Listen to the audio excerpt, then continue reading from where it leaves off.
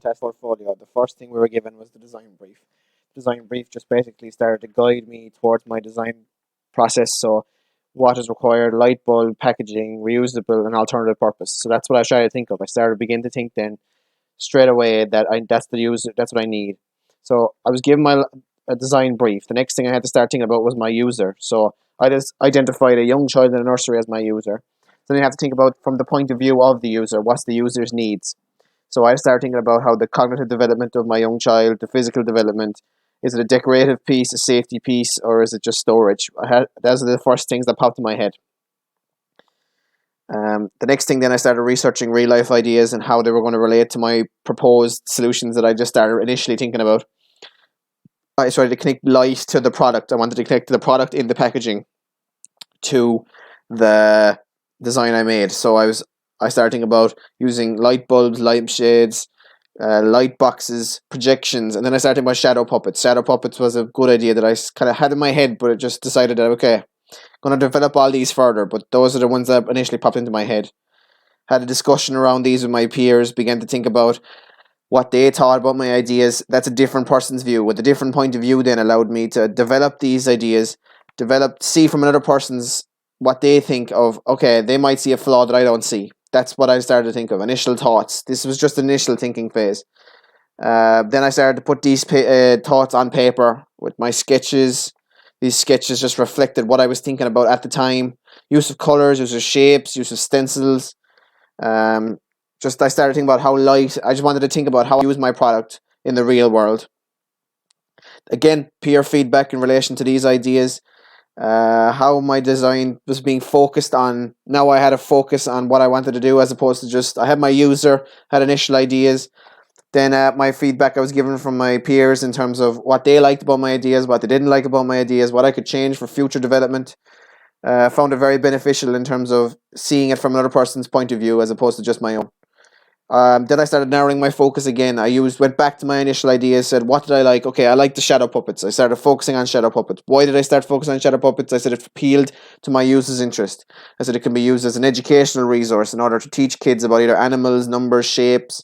How shadows work as well was another thing I said. Maybe that was a good idea, that I wanted to show that you can use this as a resource to help kids learn as opposed to just giving them something, just giving them shadows to entertainment. I think that there was killing two birds with the one stone, that I was education and entertainment. So that's what I decided to focus on. I used that you could use different teams. So I picked animals. You could use different. There's a number of choices you could make regards. I said sea life, safari, birds, normal pets. It doesn't matter. That's why I was saying in terms of there's a variety to my choice.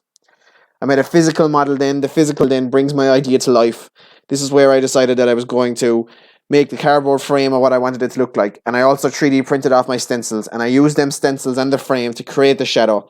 That's what I was going to use. You're using the idea in the real world to make your actual concept a physical model. Really helped with me visualizing on how I could actually go about developing this further and making it a physical idea. The physicality of it really helped. The Access FM then decides that, okay, I have my idea now, break it down. Does it aesthetically work? The cost of it, is it work for the consumer? Is it good for the environment? The size, the safety? I went through all of this in detail, and it really helped me to understand that, okay, now my idea has really gone up a level. You're looking back in terms of, you're looking at the user's requirements, you're looking at your initial ideas, and you're really putting them together and saying, I can actually make my idea work. Does my idea work? And it really helped that I'm looking backwards and all the time to say, okay, my model helped me create it. I made a development sketch, everything. I'm making it real. This is where I begin to think of real.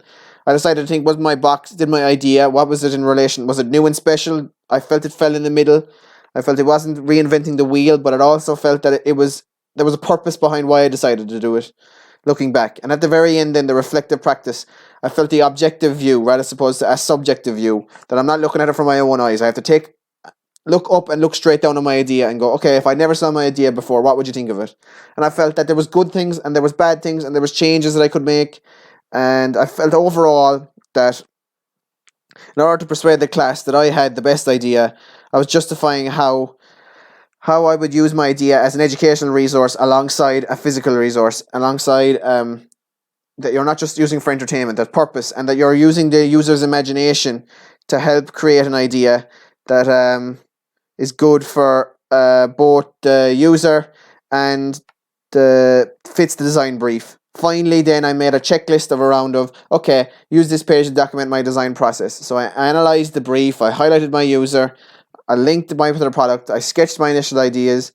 This is my path. It's more so, and the most important thing is that it's not a linear path. That everything I had to do, I had to look backwards in order to go, okay, I sketched my initial ideas, but where did my initial ideas come from? They had to highlight the user before I sketched my initial ideas. I wanted to highlight my intended approach. I couldn't do that until I had my initial ideas on paper. I couldn't create my model until I had ideas. Peer feedback then. And at the very end, I reflected over my whole process, resulting in me becoming deeper understanding of my design process overall.